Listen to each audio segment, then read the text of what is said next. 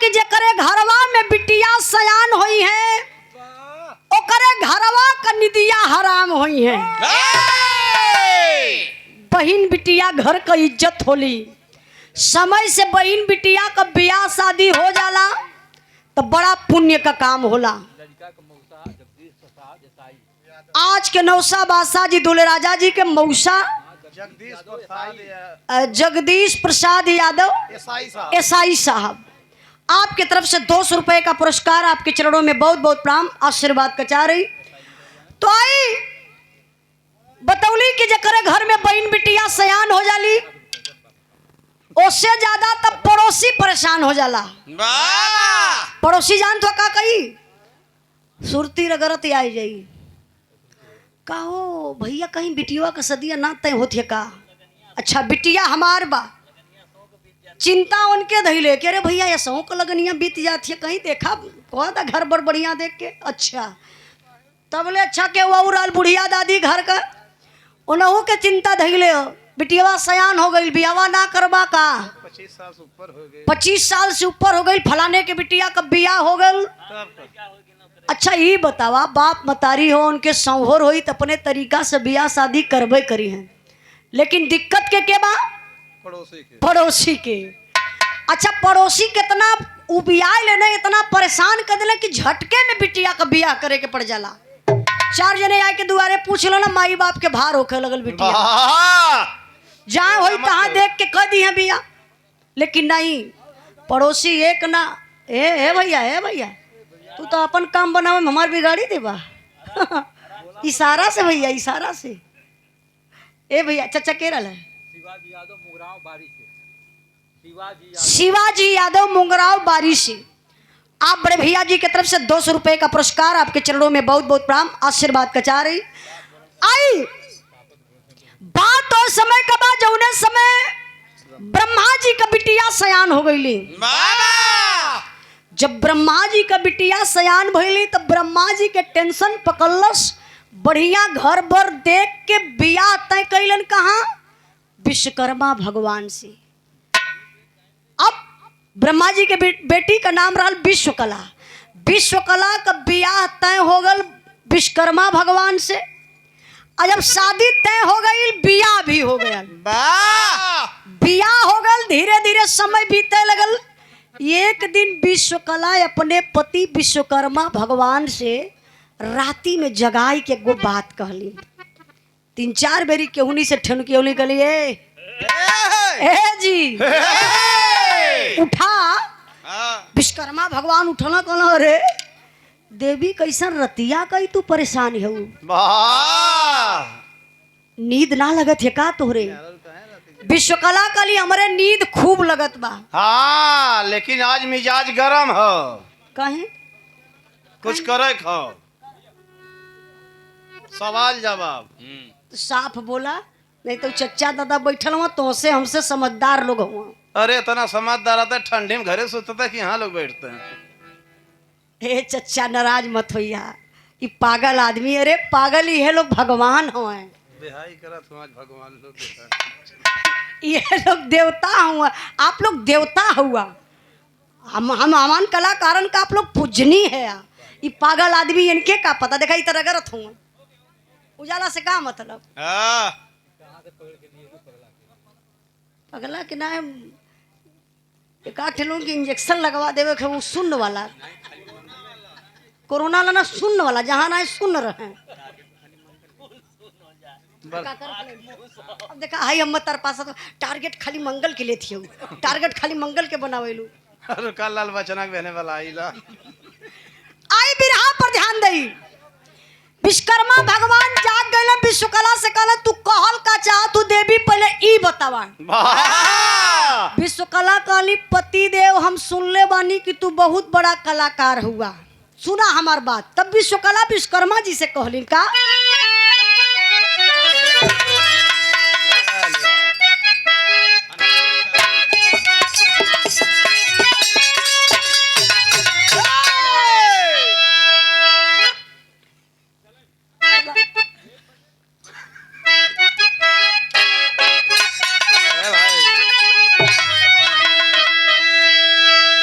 बोल प्यार न कबहू नैहर गुजारिया हो नजरिया पल के बरसा बदरिया भूला प्यार न कबहू नैहर गुजारिया हो नजरिया पल के बरसा बदरिया भूला प्यार न कबहू नैहर गुजारिया हो नजरिया पल के बरसा बदरिया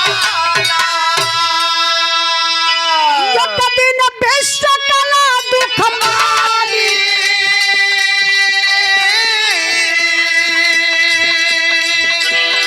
बोल विश्वकर्मा से पानी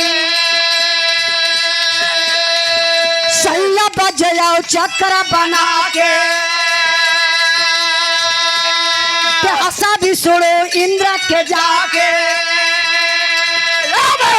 हमारे भाई बाप का कैला ना कदारिया हो नजरिया पल के बरसा बदरिया हमारे भाई बाप का कैला ना कदारिया हो नजरिया पल के बरसा बदरिया ना कदारिया हो नजरिया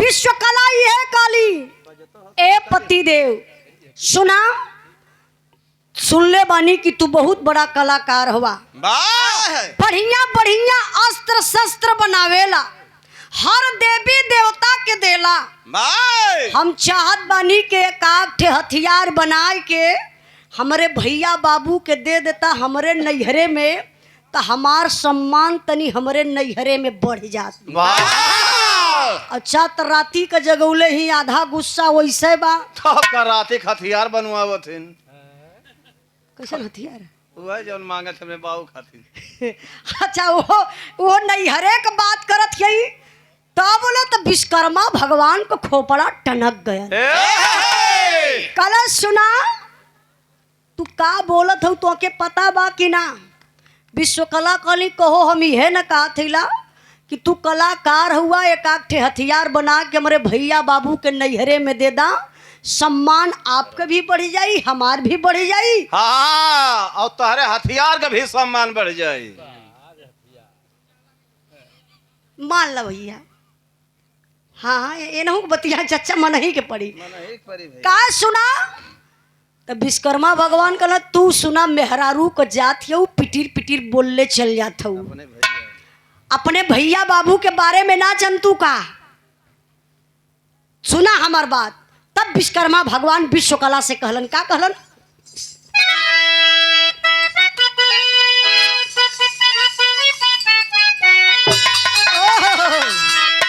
चचा तुलसी बाबूजी ये आपके जमाने के तर्ज लगल बिरहा में आप लोग नदिया का पार फिल्म जरूर देखले हुई हैं अरे भैया कई पार देखले हम लोग के तो ऐसे ही लोग कहले रहले का हम कई पार देखले हिला नदिया का पार फिल्म आज का फिल्म का जानत है आज का फिल्म तो ऐसा निकलत हो जवन देखे लायक ना हो लेकिन बार नदिया का पार फिल्म तब का पानी में धौरा धौरा सीन लेते रहने एक गीत पर तनी ध्यान दई आप लोग कहना बा तो हर मुस्कियाहट ने हमर खून में खौलावे ठीक वो मुफलर उड़ी करे मुफलर भी निकाला निकालो यार मुफलर भी अब चाचा देखा बिरहा का टाइम है ना चूतियन के साथ ले चलो का है भैया अब बजावा नारी का ताना धाज गरा में लागे जहरवा का झारबतिया लगा जहरवा के झारबतिया लगा जहरवा के झारबतिया नारी का ताना धाज गरा में नारी का ताना धाज गरा में लगा जहरवा के झारबतिया लगा जहरवा के झारबतिया बाबू का तोहरे जनीला प्रभुताई बाबू के तोहरे जनीला प्रभुताई बाबू के तोहरे जनीला प्रभुताई चुगला हुआ हो नारद तोहरो भाई। चुगला हवा हो नारद तारो भाई, चुगला हवा हो नारद तारो भाई। क्या करिए? का करी है कायर कटारी है प्यारी। करिए काया कटारी है प्यारे, करिए काया कटारी है प्यारे। का करी है कायर कटारी है प्यारी। जनी बोला सेखी बघार पतिया। विश्वकर्मा भगवान गण सुना मेहरारू हो कपारे मत चढ़ा। विश्वकला कली अरे हम कपारे का चढ़त हिला तो से इतना न कातला कि हमरे भैया बाबू के काठे हथियार बना के दे दा। विश्वकर्मा भगवान गण सुना सुना हथियार के दिहल जाला, हथियार दिहल जाला तब वीरन के दिहल जाला। तोहर बाप ब्रह्मा जी नंबर 1 कायर हम, और तोहार भाई नारद नंबर 1 का चुगला हम। कहा नारद जही दिन कुछू न पावे हड्डी फेंक दुई कुकुर लड़ावे। मुर्गा की दुकान खोलले रहना कहा नारद गलला का तो हड्डिया कहाँ से पावत रहना? हाँ इनके होटलवा पर से सब सारी चीज देखा चाचा भगवान मुंह दे दले हुए तो कुछ भी लोग बोल देते हुए। कबो आपो लोग जइबा हमरे होटल पे, हमार होटल बा, हमरे होटल का नाम उजाला ढाबा। कभी भी जाइए आप बनारस वाले रोड पे आजमगढ़, आजमगढ़ से पहले अगर आप लोग यहाँ से जाइए हैं तो वही बनारस वाले रोड पर हमार ढाबा बा उजाला ढाबा। हाँ वही पहनकर बाप बैठ के पिया छीले ने। नहीं कदम प्लेट मार जाला। अरे भैया मजा ही फरी काहे लेबर ना रही के माजी नहीं चचा हमार पापा 5-6 जने के रखले हम। वाह यह उम्र में हो। अच्छा तो उमरिया का करी अरे बुढ़ौतिया 5-6 जन कैसे रख ली हैं? का रखले हुआ मेहरारू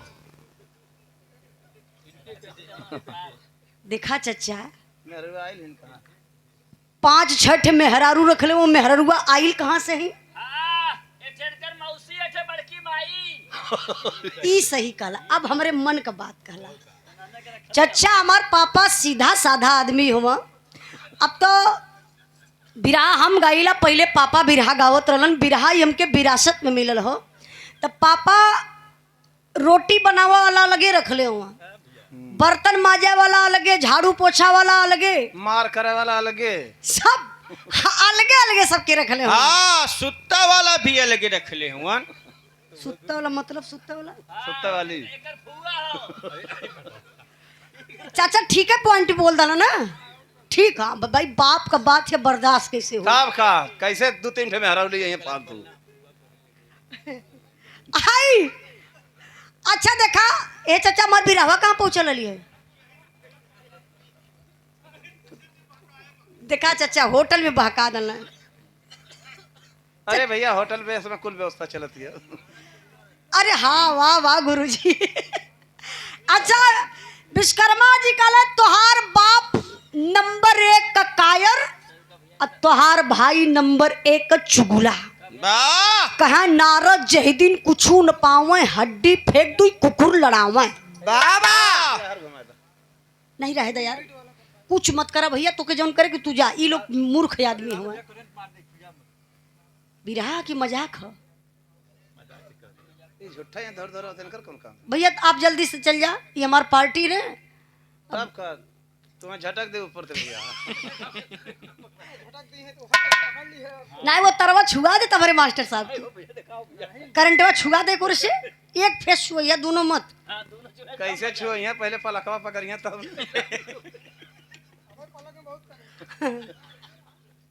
आई बिरहा पर ध्यान दे। ओ चचा काजला हंसी मजाक भी जरूरी हो। जिंदगी में हंसना स्वास्थ्य के लिए हानिकारक है। चाचा जिंदगी में हंसना स्वास्थ्य के लिए लाभदायक है। हाँ ज्यादा हंसा वाले पागल घोषित हो जाने। डॉक्टर लोग बताओ मैंने। देखिए चचा अब नारद जी के जब चुगला बनौलन उनके बाप ब्रह्मा जी के जब कायर बनौलन तो विश्वकला नाराज हो गई। वैसे कौनो भी औरत रहे, एक बात ध्यान से आप लोग सुनल जा, जिंदगी में कौनो भी मर्द मेहरारू में कभी झगड़ा ना भइल हो। तुलसी बाबूजी एक बात बताई, खाली आप लोग आजमाई लिया हमार बात, घरे जाए कि अपने मेहरारू के नैहरे का खाली शिकायत कह के देखिया, सच्चाई बताओ थी वही दिन से मर्द मेहरारू में दो खटिया सुत्ता शुरू कर दी हैं। कहें जब बोले चलना है तब कहाँ इकट्ठा पे हैं। हाँ, वही दिन से बोल चाली बंद हो जाई। अब देखा विश्वकला के बात लग गई, काली कोई बतावा तू हमार मर्द, तू हमार पति हुआ, हमारे नैहरे का तू बुराई करत हुआ, का समझत हुआ इतनी बुराई सही के तोहरे घरे में रहब का, काली फूक दा ऐसन ससुराल जर जाए। अब यहाँ विश्वकला ना रही है, इतने में विश्वकला उठ के गईली दूसरे कोठरी में। विश्वकर्मा भगवान कहला कि देखी लगत देवी नाराज हो गईली का, तो घरवा में जाए के देखत हुआ तो विश्वकला यत्तत मुंह फुलौले ही। वाह, साड़ी ओड़ी खोलत हैं, काहे सड़िया खोलत नहीं? नहीं पहने जाते हैं। हाँ, जैसे साड़ी साया ब्लाउज, पुरान साड़ी नई साड़ी, कुल कीमती सामान जुटाई के इतना कैली, गठरी बनौली। आ गठरी बनाई के एक कांखी तर दबौली। अच्छा गठरी काहे बनौली? पहले तो डोलची ना चले, सूटकेस ना चले, बक्सा ना चले, बैग ना चले, ओही लिए बेचारू हाँ गठरी बनने गठरी बनाई के एक कांखी तर दबौली। विश्वकर्मा भगवान मनावत हो, लेकिन विश्वकला जी बात मानत नाही। यही जट्ठे तर्ज लगल हो। भोलानाथ यादव भवानीपुर के धरती से बाबूजी की तरफ से 100 रुपए का पुरस्कार, बहुत बहुत धन्यवाद प्रणाम। लेकिन बिरहा में तर्ज लगल बा भैया, जो पचरा सुने का तला है, यही लाइन बा पचरा का, आप ध्यान से सुन लिया। एक गीत के माई बहन लोग बड़ा प्रेम से गावेली। कैसे?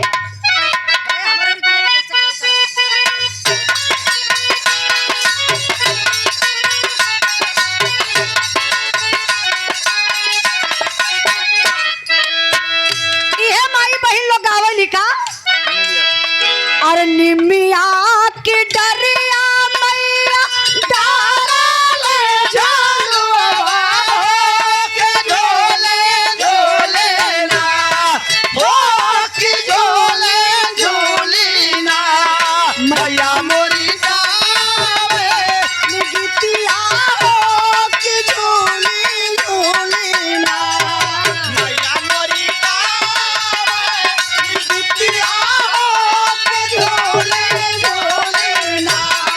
मैया मोरी गावे बिटिया की झोली झोली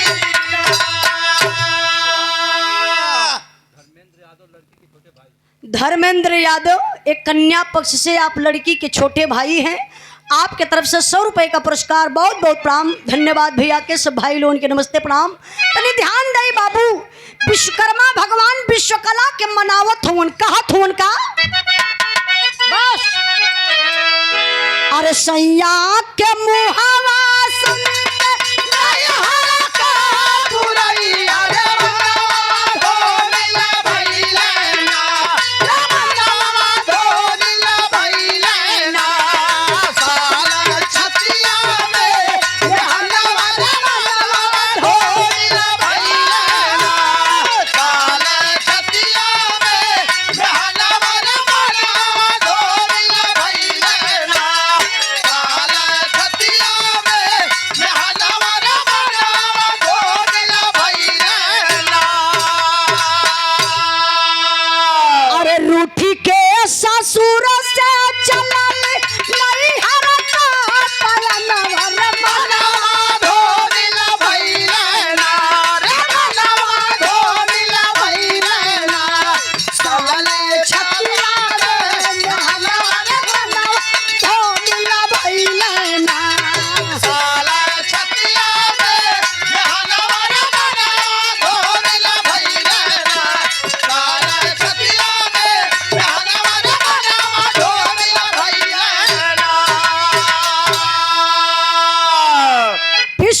नाराज।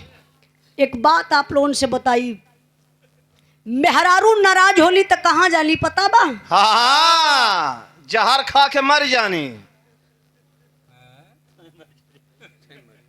अब मर्द नाराज होना तो दारू का ठिका बजाना। तो कहा न कहता कि रेली तरह कट के जाके मर जाना। ना ना कोनो सवाल न हो सके। चच्चा देखा ये ललकारते न मेहरारू उनके, मेहरारू नाराज होली तो जहर खा के मरे नहीं। तू ही खाई के मर जा। हाँ लिस्टियन था ही हो रहा है 2 मिला। हाँ लिस्ट में।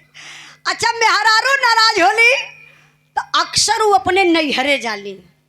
विश्वकला नाराज हो के कहाँ गईली? अपने नैहरे चल गईली। लेकिन अब विश्वकर्मा भगवान के ना रह जात हो।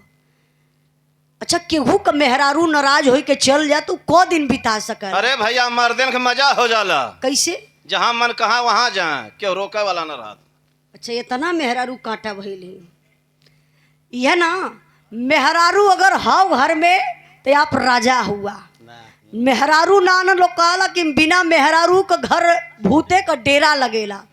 विश्वकला चल गई न विश्वकर्मा भगवान के खाए जाए, न बोल जाए, न बतियाए जाए, न सूत जाए, न बैठ जाए, न उठ जाए। हाय हाय हाय। बेचैनी विश्वकर्मा जी के घेरले बा। कहले कहो हम मर्द जाति हैला, अगर हम विश्वकला के आने बदे जाइब नैहरे उनके तो ससुरारी का बात हमारे बा। हम जाई विश्वकला न आवे तो हमार अपमान तो होबे करी, हमारे साथे साथे मर्द बिरादरी का अपमान हो जाई। कला ए मन तू मान जा, हम कलाकार बानी ऐसे ही जिंदगी बिताए ले, लेकिन विश्वकला के नैहरे में उनके मनावे ना जाई। 2-4 दिन बीतल विश्वकर्मा भगवान के अब एकदम ना रह गल। बिना मेहरारू का दिन कटत ना हो, रात पहाड़ हो जाती हो। कहले बिना कंत कामिन कल्पे, बिना कंत कामिन कल्पे, कामिन बिन कल्पे कंत रचार, कलाकार काहे के कल्पे जकरे हाथे हुनर अपार। बिना वेदना से पीड़ित विश्वकर्मा जी मन किए विचार, बना के पत्थर की मूर्ति तब विश्वकला को किए तैयार।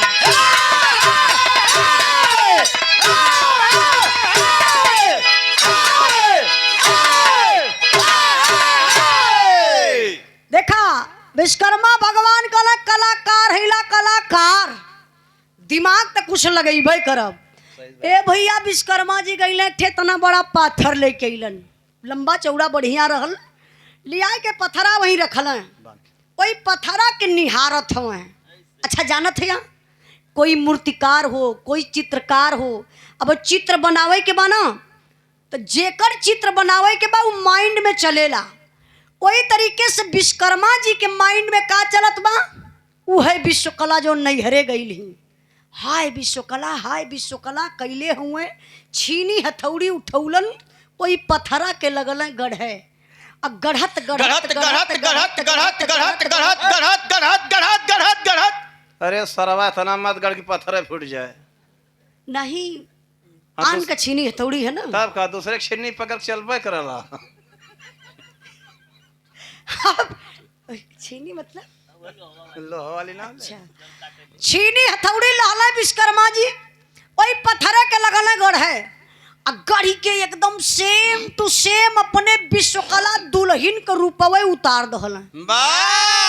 एकदम देखे में लगे कि विश्वकला है, जैसन विश्वकला का लीलाट रहल गजब का लीलार बनौलन, जैसन विश्वकला का दोनों आँख रहल गजब का आँख बनौलन, सुग्गा के ठोर नियर नाक बनौलन, गजब का ओठ बनौलन, टमाटर नियन उठल उठल गाल बनौलन, 8 अंगूर का तो खाली है गर्दनिया बना दहलन। ओ बंद गोभी मतिन न का कपार छोड़ के नीचे जात हो तो उसे क्यों पूछला है का?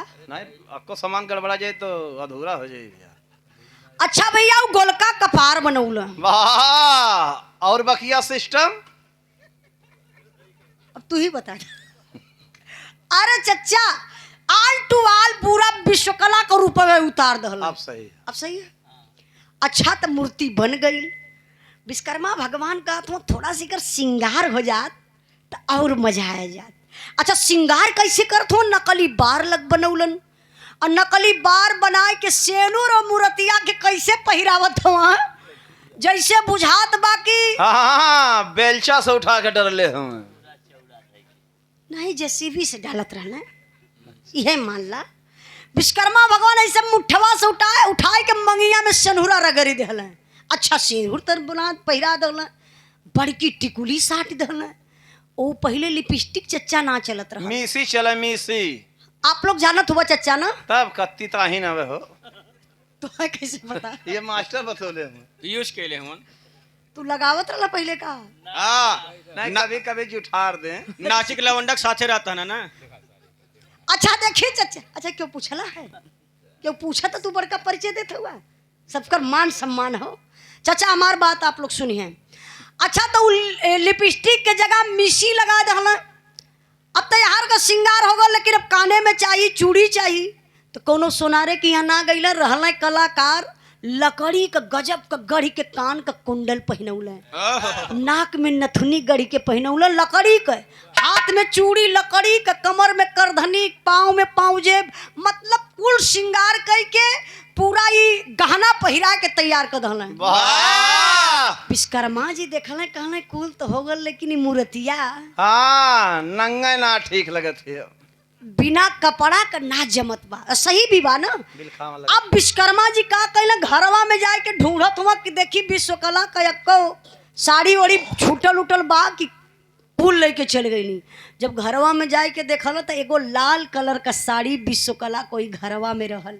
देखा विश्वकर्मा भगवान का यादगार अपन ताजी करत हुआ, उहे सड़िया लियाई के वही पथरा के मूर्तिया के पहनाए दिहल। साया ना ही पहने उन्हें का खोसिया का। नहीं हम गलती कर दली चच्चा, साड़ी साया ब्लाउज पहनाई के। वाह और ब्लाउज का बच्चा ई का होला? यो होला। अब तूने समझा तो हम का करी? नहीं हम तो नहीं समझत हिला। अरे भैया वो मेला में बिकाला, लाइन से टंगल रहा।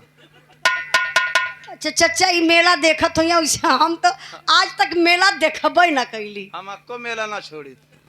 अच्छा देखी अब साड़ी साया ब्लाउज पहनाई के विश्वकर्मा जी फिर ब्लाउज बच्चा हुआ छोड़ लू। अकेले कहाँ ढनती हो? ए चच्चा मान ला आल टू आल पहिरा देहल। अब ठीक है। हाँ। अच्छा ठीक है। अच्छा तो साड़ी साया ब्लाउज और कुल पहनाई के विश्वकर्मा भगवान की तृप्ति मिलत है कि हमार विश्वकला इहे है। अब मूर्तिया विश्वकर्मा जी रखल है कहाँ? एकदम ठीक दुअरिया के बगलिए में समनवा वही देवलिया के यहाँ ऐसे उठंगाई के मूर्तिया खड़ी कर दहल है। अच्छा जानत हुआ काहे? ये लिए दिवाली के सामने एकदम दुआरी के सोझे खड़ा कैलन। जब उनके कोनो चीज बनवन हुए के रहे, गढ़े के रहे, तो ले के वही दुआरे बैठ जाए, गढ़ल करें। जब उनकी असिल की विश्वकला का याद आवे तो विश्वकर्मा भगवान ऐसे मुड़ के हाँ लाइनिया में शुरू करें। वो ट्रांसफार्मर रहने का नहीं तृप्ति खाते। अच्छा विश्वकर्मा जी ऐसे मुड़ के वही पथरा के मूर्तिया के देख के लगाई सिनेमा सुहुरावे केकर आपन सुहैया और के हम कहीं मूर्तिया विश्वकर्मा जी अपन सिनेमा लगे सुहरावे कहन अरे चल गईलू विश्वकला छोड़ के।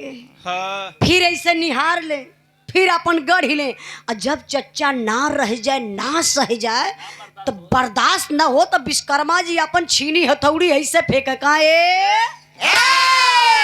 फेंक के विश्वकर्मा जी दौड़ के वही पत्थरे के मूर्ति के पास पहुंचे और जाय के करें का एकलाई नहीं जा तर्ज लगल हो।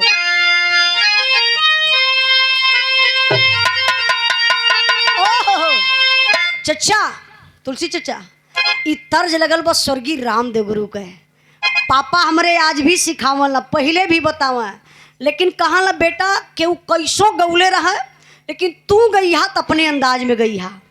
गीत बा स्वर्गीय रामदेव गुरु का अंदाज हमार बा कैसे?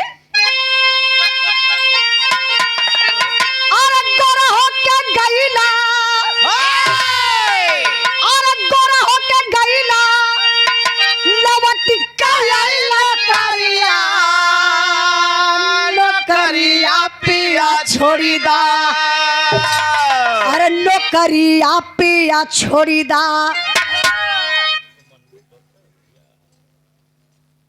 वही न मन बढ़ू हुआ।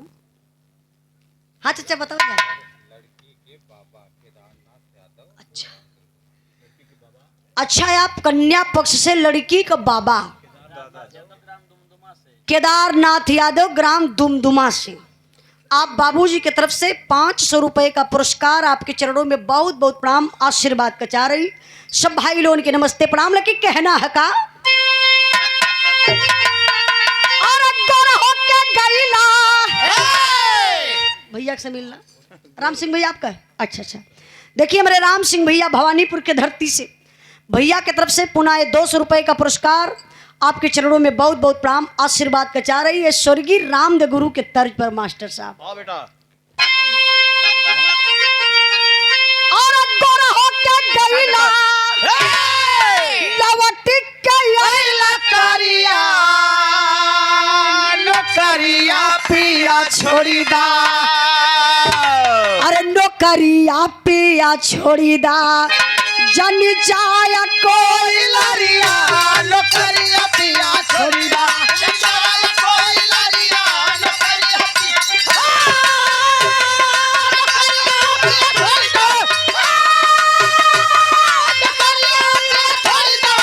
नौकरिया पिया छोड़ी दा। नौकरिया पिया छोड़ी दा।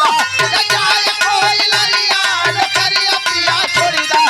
जाय कोई लरिया नौकरिया पिया छोड़ी दा।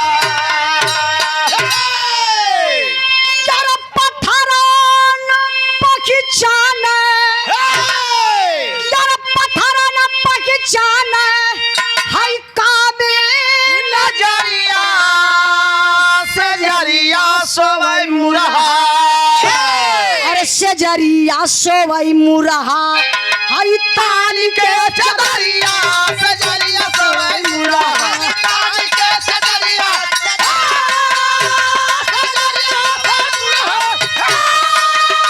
चदरिया सोवै मुरहा। चदरिया सोवै मुरहा। ताली के चदरिया चदरिया सोवै मुरहा।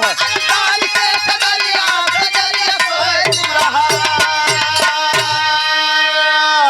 अरे झूम बार बार धई के बाह में मूर्तिया पल भर ना बिसरेल नारी के सुरतिया।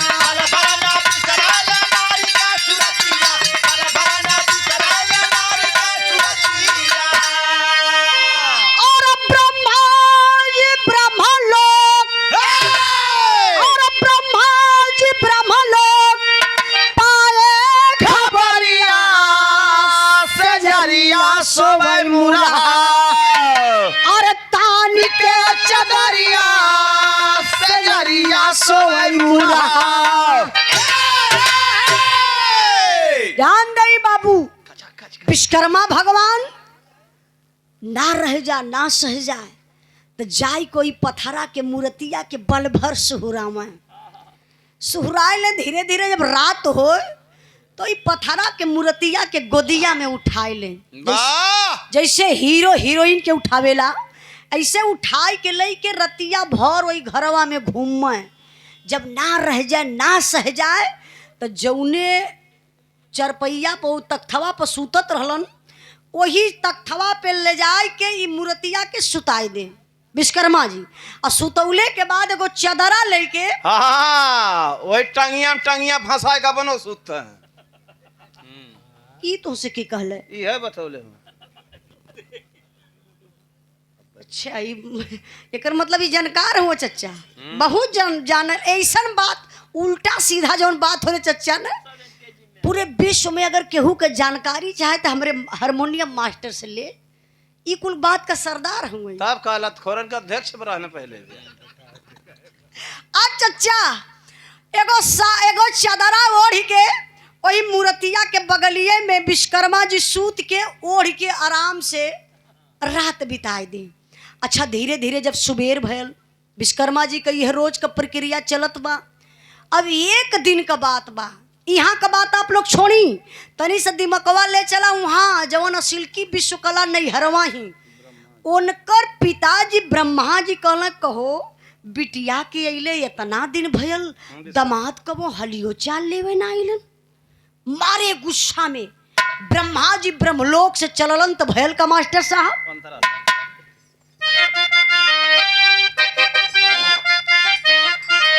अरे आए विश्वकर्मा के घर पर क्रोध मानी, अब मूर्ति पे गिर गए कमंडल के पानी।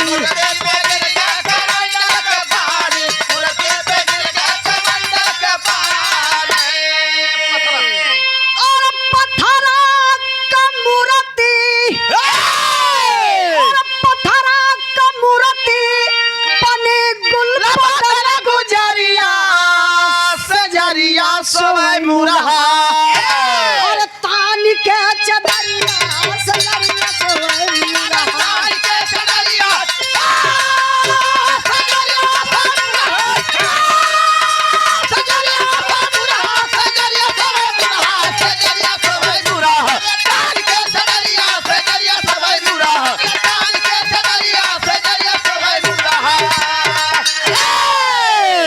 अच्छा, ब्रह्मा जी गुस्सा में लाल काला चलो दमाद जी के घरे, मतलब विश्वकर्मा जी के घरे।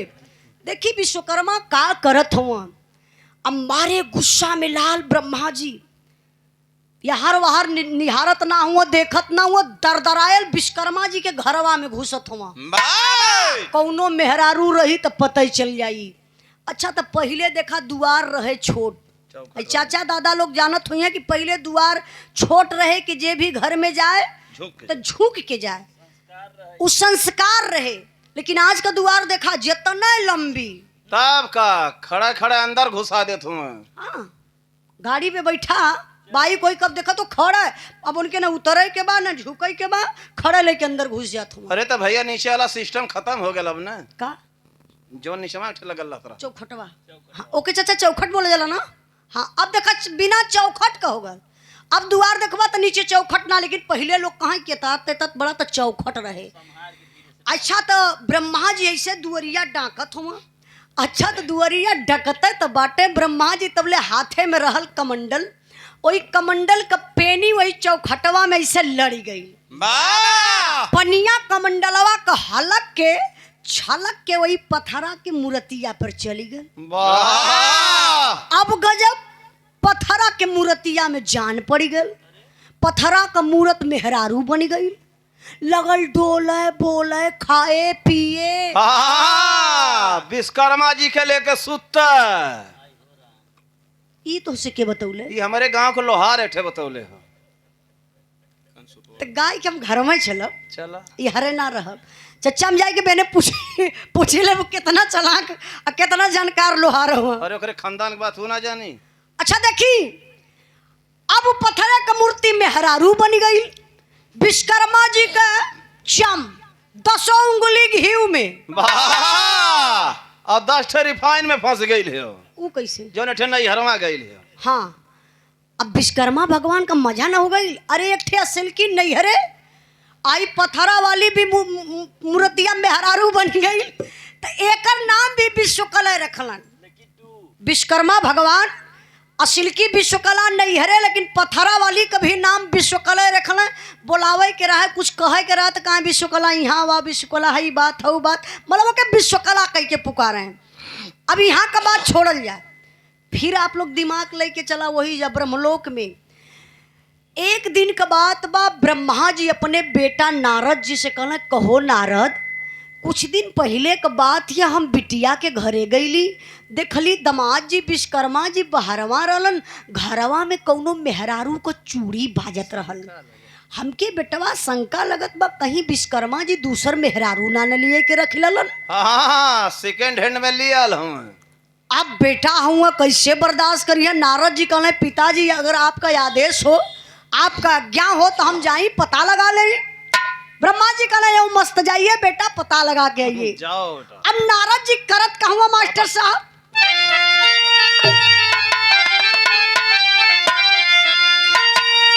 अरे एक दिन पहुंचे विश्वकर्मा के राजधानी, नारद ज्ञानी हो बजाते बीड़ा करन चले मेहमानी, नारद ज्ञानी हो।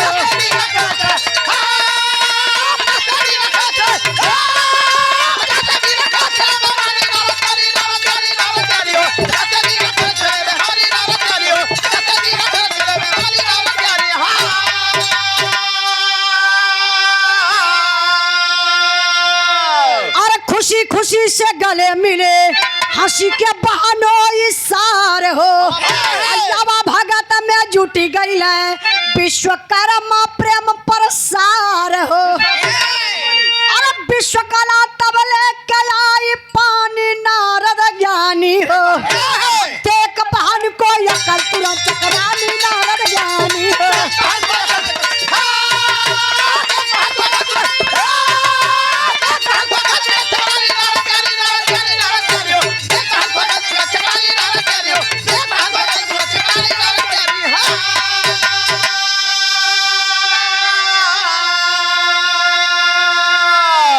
नारद जी जब इतनी बात सुनलन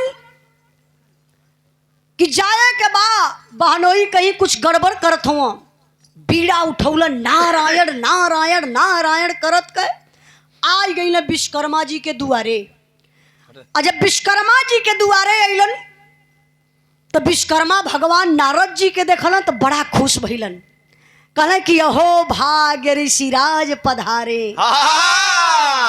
आइए साराम आइए साराम आइए साराम कहला आइए आइए आइए आइए साराम अइले नारद जी तो है जोन मैट अब तो चलत हो पहले दरी चलाए तुम्हें कैसे मालूम हमरे घरे आज भी हो गुरुदेव एक ठे दरी तब का हो तारे बाप के ब्याह मिलल रहन तो के कैसे पता ये कहतन हम बराते गलन। अच्छा देखी दरी बिछा दलन नारद जी के लिए नारद जी पलथरिया मार के दरिया पे बैठल है और तब ले घरवा में से उहे विश्वकला पथरा वाली समझली केहू दुआरे आयल बा संस्कार बा हाथे में लोटा लहली पानी लहली मिठा लहली ए चच्चा हाई टोपी वाला चाचा 2 मिनट और यार ओकरे बाद सुरती उरती खई है। हाँ देखिए आप लोग बड़े मजे से सुनत हुआ था मजे से सुनावत है आप लोग घबराए के सुनता था हम घबराए के सुनाई यह तो मजा दे देते हूँ चच्चा के देखा का तो जोकन है ध्यान दे। अब नारद जी बैठल हुआ तबले अंदर से विश्वकला मीठा पानी लिया के नारद जी के बगलिए में धैली और नारद जी जब विश्वकला के देखल तो नारद जी का मुंह बवाए गयल पानी निक ना लगत में मीठा खवात ना हो।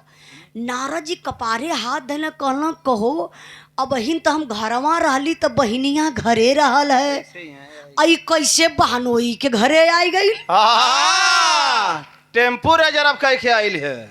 हाँ, वही कई ड्राइवर रहल है। अरे हम ड्राइवर है रास्ता में उलाट दे के माथे पहुंचे दे। अरे नियत खोर आदमी। नारद जी घबराए गई ना काहे से एकदम सेम टू सेम पथरा वाली रहली। नारद जी के समझ में ना आयल ना पानी पियल ना मिठा खवायल बीड़ा उठा ला ना नारद जी नारायण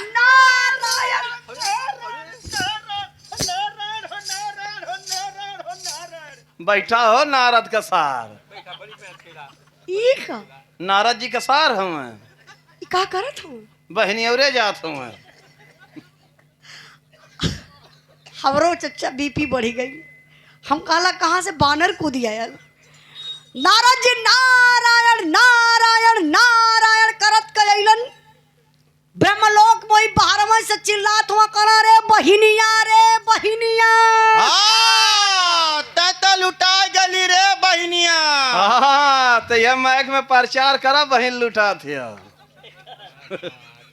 नहीं का रे बहिनिया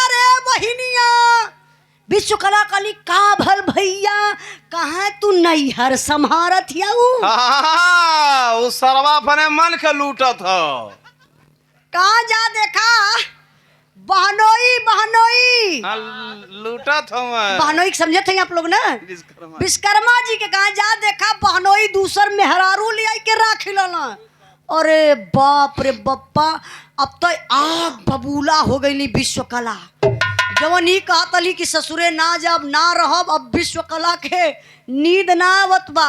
विश्वकला उठौली है अपन कपड़ा लस्ता का गठरी आ चाचा यही काखी तर धैली आ काखी तर धै के करत कहीं अल्लाह कलाई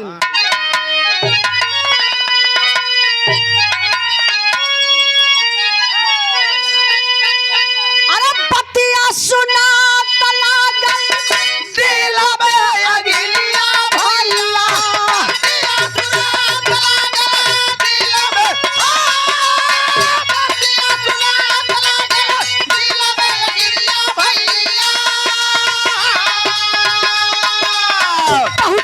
विश्वकाला तब ससुराल में जा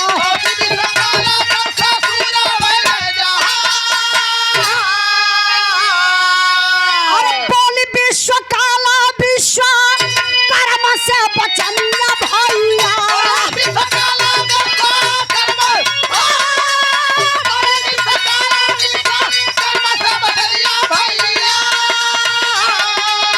घर में से सैया का सावतिया हो भागा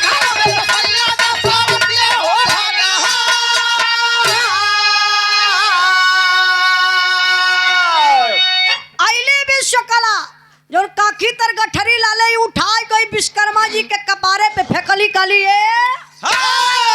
काली तोहार मुंह फूक दे जर जाए ई बतावा हम बसाई लगली हम नाराज हो गईली हमके मनाए ना पौला लियाए ना पौला घर में सवत लिया के राखी लाला विश्वकर्मा भगवान सन कौन देवी हाँ तासे कमन सरवा बता दहल कहाँ देवी न देवता पहले बतावा सवतिया बाई कहाँ अच्छा तो बिहौती है विश्वकला दरदराइल घर में घुसली अरे भैया वो पथरा वाली दूसर की विश्वकला वही अंगना में सूत के इसे हाँ मैक्सी उठा के बेना से हवा लेते हैं तू का करत रहला वीडियो बनावत रहने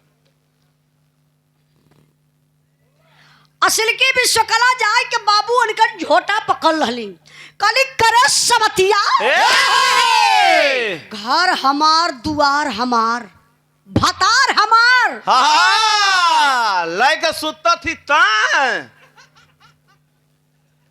अच्छा तो पत्थरों वाली कमजोर ना हो मरलस असिल की विश्वकला के 3 के हुनी विश्वकला नाच के गिरली हो दे आ जाए के तब सीना पे चढ़ी के इनकर झोटा उखलस पत्थरा वाली कलस करे सवतिया तय कहाँ रे बनाई हम खियाई हम हाँ सुत्ता खातिर मार करत थी तां हाँ वहाँ सुतले के मरिए रहा असली झगड़वा ये रहा ये के बता दहलस वह बतौला अरे वो है कौन लोहरा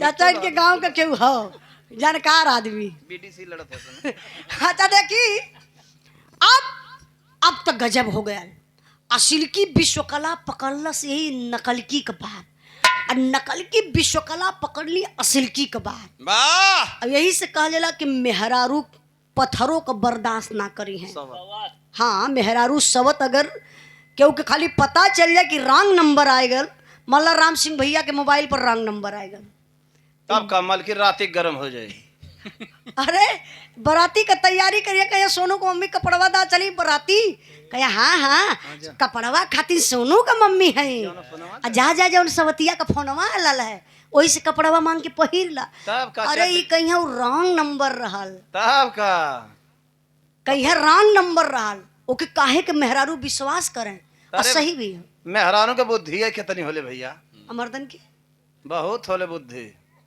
अच्छा देखी अब भैया झोटा तो पकड़ ली असिल की और नकल की भी पकड़लस और दोनों विश्वकला वही अंगना में कैली पटकी पटका पटकी पटका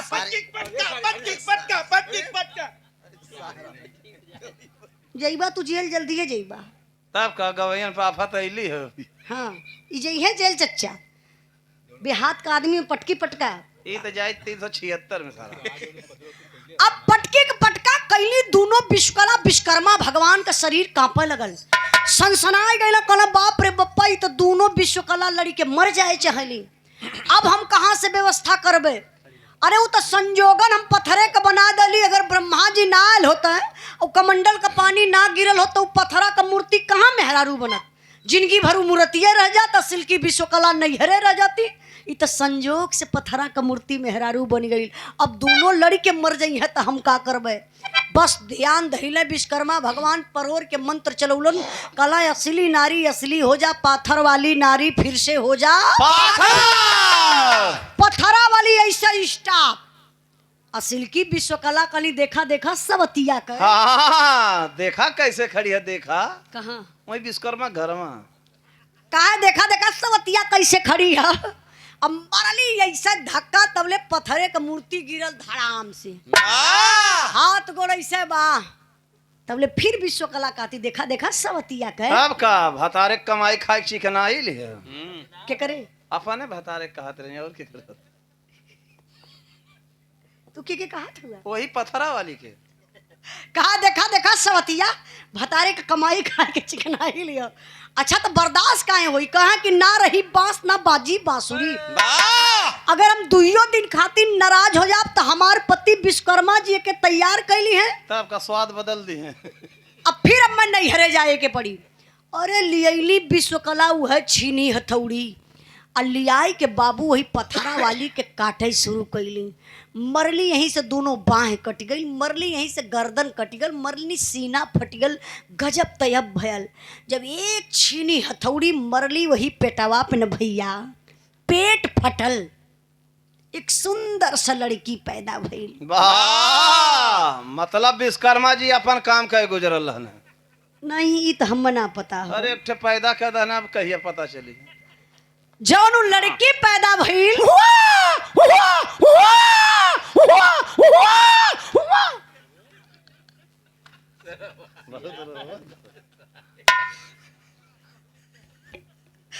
चचा जैसे सियारे गेल से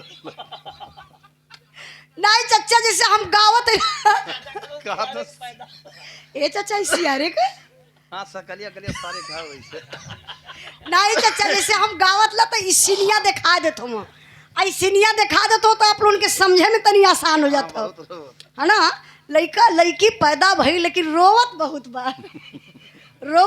बा चचा कम रोवा अच्छा वो लड़की का नाम का पड़ल बिरहा का आखिरी भाव बा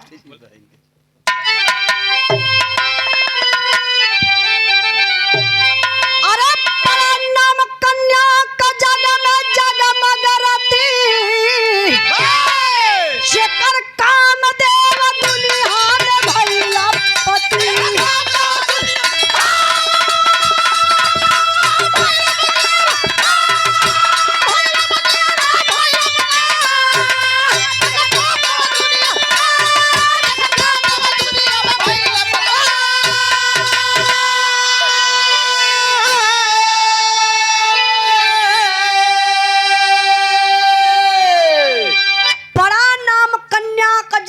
जगमग रती जेकर काम देव दुनिया में भइले पति ओ लड़की का नाम बाबू पड़ल रति रति जब सयान भइलिन तो उनकर शादी भइल कामदेव से वाह अच्छा ये कामदेव के बा आप लोग जानत है क्या हाँ बतावे के पड़ी चचा कला कि के बताए कामदेव आज भी हर एक इंसान के अंदर पावल जले वाह हमारे पार्टी में एक जने कामदेव खत्म हुए के कर मास्टर के देख कामदेव राम सिंह भैया एक कामदेव पे मास्टर साहब का कामदेव खत्म हो वही भाव पर सम्मान कैले हमरे राम सिंह भैया भवानीपुर के धरती से कामदेव जगावत हुए एकदम बड़े बढ़िया भाव पर पुरस्कार आयल भैया के चरणों में बहुत बहुत प्रणाम आशीर्वाद के चाह रही सब भाई लोगों के नमस्ते प्रणाम अच्छा कामदेव बतौली ना बाबू कि हर एक इंसान के अंदर आज भी पावल जलन सच्चाई तई बा कामदेव अगर अपने असली रूप में आ जाए अच्छे अच्छे ऋषि महात्मा पुरुष लोगन का कंठी टूट के ताखा पर धरा जाले वाह देख ला आसाराम बापू के और नारायण साईं के और राम रहीम के और चिलमिलानंद के और राधे माई के देखा अरे सारे सीमा हैदर कहाँ गई नहीं हाँ चचा पॉइंट का बात है गूगलों से तेज हुआ कामदेव सीमा हैदर के जाना था भैया सब यहाँ जाना थे भैया जाना अच्छा चच्चो जाना था जवान तो जवान बुढ़हुआ दादा लोग कहें कि पाकिस्तानिया भौजी सीमा भौजी बहन भी आप लोग कहेला अच्छा एक सचिन वो है मारे छक्का तो बॉल चल जाए सीमा वो पार लग जाए छक्का एक मुचमुचहवा सचिन हाँ पूरा सीमा में उठा लिया यार पाकिस्तान से सीमा उठा लिया अरे भैया साथवा में 4 विकेट भी लेके आयल है विकेट मतलब ना समझ तू 4 लड़का का मतारी 4 गो लड़का लेके आई। तब का अंपायर पेट में रहल, ये समय फील्ड में धौरत हो। अच्छा एक ठे इहो पता चलल कि 4 गो लेके आई, एक ठे पेटे में रहल। आ ये समय ई वर्तमान में पता चलत है कि एक ठे इंडियो को हो गए। तब का जन पेटवा रहो नेपाल से लौट रहल, आज जो इंडिया भले यही खा। तो देखी कामदेव का देन बा। तो कामदेव आप लोगों से हाथ जोड़ के निवेदन कर, भले हंसला मस्ती मजाक के तौर पर भले लेला, लेकिन अपने अपने कामदेव के बचौले रहा भैया, बस में कैले रहबा लोग तो मिरहे में रहबा। तब का जेकर कामदेव मर गनो रामदेव बाबा से मिले। अब इतनी हमें जानकारी ना, हम डॉक्टर ना आइला। तो देखी कामदेव बहुत बड़ी गलती कैलन। कामदेव के शिव जी जलाई के भस्म कर दलन। जब शिव जी जलाई के भस्म कैलन तो रत्ती जाई के शिव जी के सामने हाथ जोड़ के विनती करत ही कि हमरे पति के जियाए दे। शिव जी कहलन ये जन्म में ना, तोरे पति के अगले जन्म में जियाई, फिर तोहर बियाह कराई। अगला जन्म का भल, अगले बियाह का भल, बिरहा हमारे जे खत्म भइल। आगे बिरहा सुने के रही तो आप लोग हमारे YouTube चैनल पर चल जाइए, उजाला यादव ऑफिशियल पर। अगली बिरहा वहां आप लोगों के मिल जाएगी। कहना बका अरे नजरिया तरस नारी के बिना, उजाला सूर्य शाम का राधा